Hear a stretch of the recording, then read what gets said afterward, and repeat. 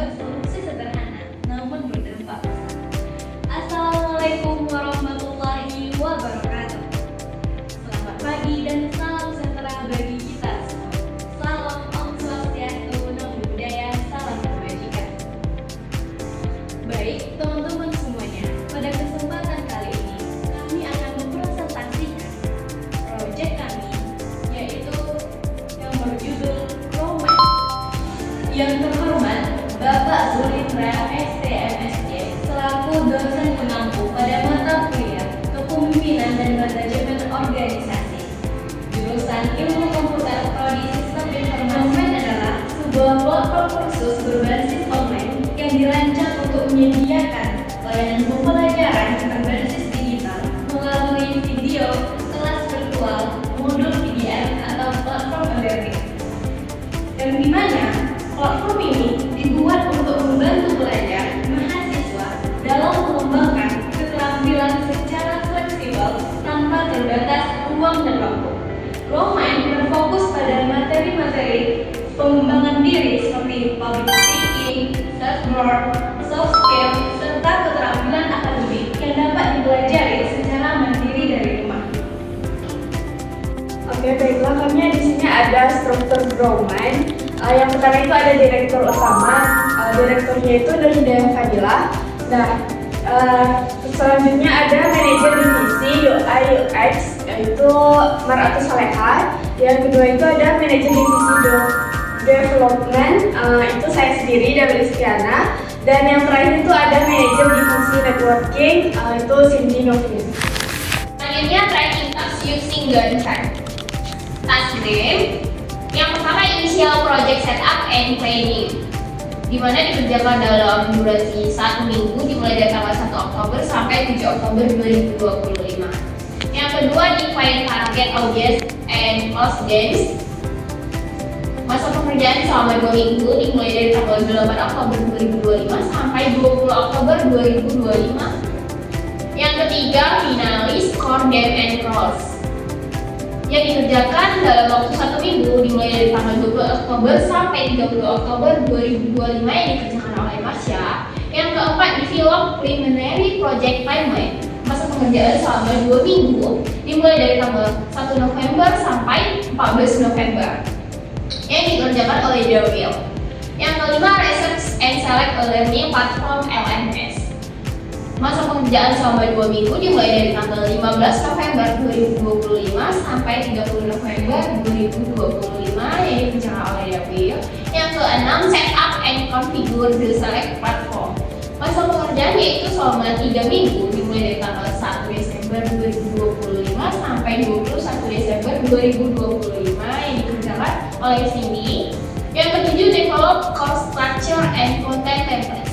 Masa pengerjaannya itu selama 2 minggu dimulai dari tanggal 22 Desember 2025 sampai 30 Desember 2025 yang dikerjakan oleh Marsha. Yang kedelapan, integrate HSR digital tools. Masa pengerjaannya yaitu selama 2 minggu dimulai dari tanggal 15 Januari 2026 sampai 31 Januari 2026 yang dikerjakan oleh Dawil. Yang ke-9, conduct usability testing on UI and UX design.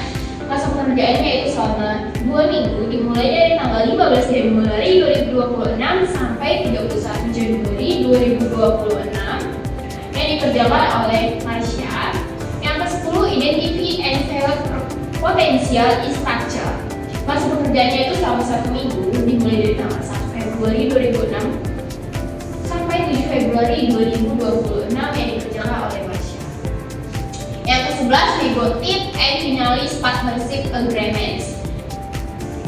Dikerjakan dalam waktu 1 minggu dimulai dari tanggal 8 Februari 2026 sampai 14 Februari 2026 yang dikerjakan oleh Cindy. Yang ke-12, develop marketing and commercial strategy.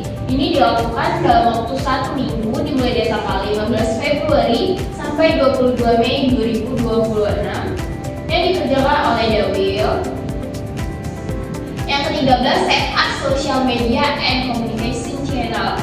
Dikerjakan dalam waktu 1 minggu dimulai dari tanggal 23 Februari sampai 28 Februari 2026 yang dikerjakan oleh Marsha.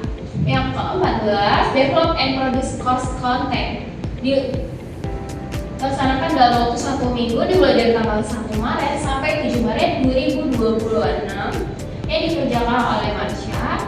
Yang ke-15, review training materials. Masa pekerjaan selama 2 minggu dimulai dari tanggal 8 Maret sampai 22 Maret 2026 yang dikerjakan oleh Nabil. Yang ke-16, pilot test one world-class modeling internally. Masa pekerjaan selama 1 minggu dimulai dari tanggal 23 Maret sampai 31 Maret 2026 yang dikerjakan oleh Nabil. Tahap controlling. Tahap controlling dilakukan rutin setiap akhir minggu untuk memastikan aktivitas proyek sesuai dengan janji. Evaluasi mencakup pengecekan bab pada video, audio, UI, UX, dan modul materi, pengawasan deadline agar tugas selesai tepat waktu, serta penilaian performa tim terkait kontribusi, kerjasama, dan komunikasi. Setiap temuan diperbaiki melalui revisi berdasarkan masukan internal mingguan. Proses ini menjaga kualitas proyek dan memastikan pekerjaan tetap pada jalurnya. Yaitu analisis SWOT. Yang pertama ada strength, artinya kekuatan, di mana dalam proyek Growman kami terdapat kekuatan. Yang pertama, anggota memiliki kemampuan public speaking, desain, dan editing. Maksudnya, kekuatan di dalam tim terdapat keberagaman keahlian yang dimiliki setiap anggota. Kemampuan public speaking membantu tim untuk menyampaikan ide, mempresentasikan proyek, dan berkomunikasi dengan pihak luar dan meyakinkannya. Namun, di sisi lain, keahlian desain dan editing memberikan nilai tambah karena tim dapat menghasilkan konten yang tidak informatif. Yang kedua yaitu kerjasama tim baik dan mampu membagi tugas secara efektif. Maksudnya yaitu kelebihan lainnya, kemampuan tim dalam bekerja sama secara harmonis, setiap anggota mampu berkontribusi sesuai perannya. Hal ini menunjukkan bahwa tim memiliki komunikasi internal yang baik, memiliki prioritas pekerjaan, dan bersikap saling membantu ketika dibutuhkan. Yang ketiga yaitu biaya operasional proyek rendah karena memanfaatkan platform digital. Pemanfaatan platform digital menjadi kekuatan signifikan bagi tim karena dapat mengurangi biaya operasional secara keseluruhan. Proses koordinasi, pembuatan materi, hingga distribusi konten dilakukan secara online. Yang terakhir yaitu konten mudah diperbarui dan diakses secara fleksibel. Nah, maksudnya yaitu kekuatan tersebut memiliki sifat konten yang fleksibel karena konten digital dapat diperbarui kapan saja. Jika ada perubahan kebutuhan materi baru atau evaluasi hasil, tim tidak dapat perlu membuat ulang seperti di awal. Cukup memperbaiki bagian-bagian tertentu saja. Selanjutnya yaitu weakness, artinya kelemahan. Di dalam kelemahan platform digital kami itu terdapat pengalaman dalam pengembangan platform digital masih terbatas. Maksudnya, salah satu kelemahan yang dihadapi oleh tim adalah minimnya pengalaman dalam mengembangkan platform digital. Meskipun tim memiliki semangat dan kemampuan dasar, namun pengalaman praktis mengoptimalkan platform digital seperti LMS, website, dan sistem pembelajaran online masih belum cukup. Yang kedua yaitu perlu waktu untuk penguasaan software editing atau video. Nah, kelemahan lainnya yang muncul adalah kurangnya penguasaan yang kuat terhadap software editing, baik untuk desain maupun video. Meskipun beberapa anggota memiliki kemampuan dasar, proses produksi konten digital yang baik membutuhkan keahlian lebih dalam seperti Capcut, Canva, After Effects, dan lainnya. Yang ketiga yaitu ketergantungan pada koneksi internet untuk pembuatan konten.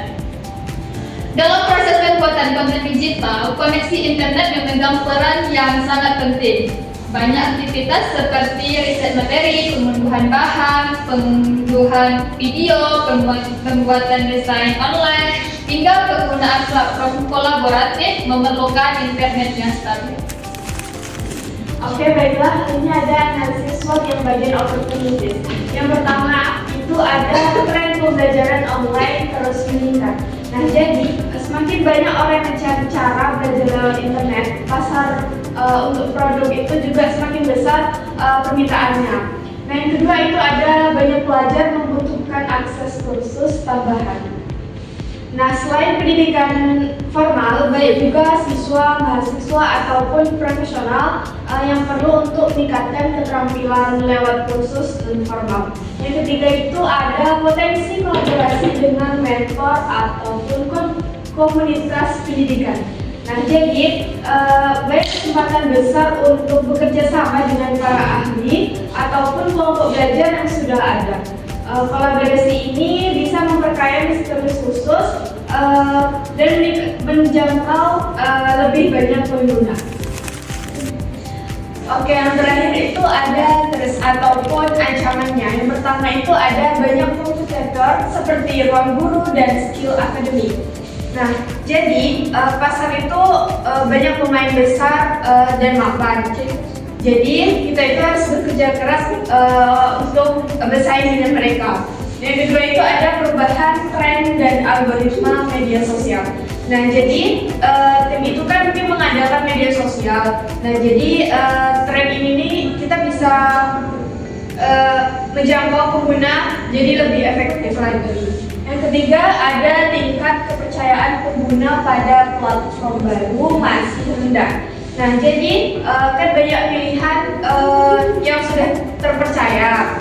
Jadi pengguna itu cenderung ragu-ragu untuk mencoba platform pembelajaran baru. Kesimpulan dari hasil presentasi kami hari ini yaitu kursus online merupakan model bisnis pendidikan modern yang mendefinisikan ulang pembelajaran dengan memanfaatkan teknologi internet. Kegiatan usaha ini dicirikan oleh fleksibilitas lokasi dan waktu karena menghilangkan keharusan pertemuan fisik antara pengajar dan peserta. Layanan pembelajaran disampaikan sepenuhnya melalui media digital seperti video, e-learning platform, modul, dan kelas virtual. Hal ini menjadikan model solusi efektif untuk menyediakan akses pelatihan dan pendidikan yang luas, efisien, dan mudah untuk dijangkau.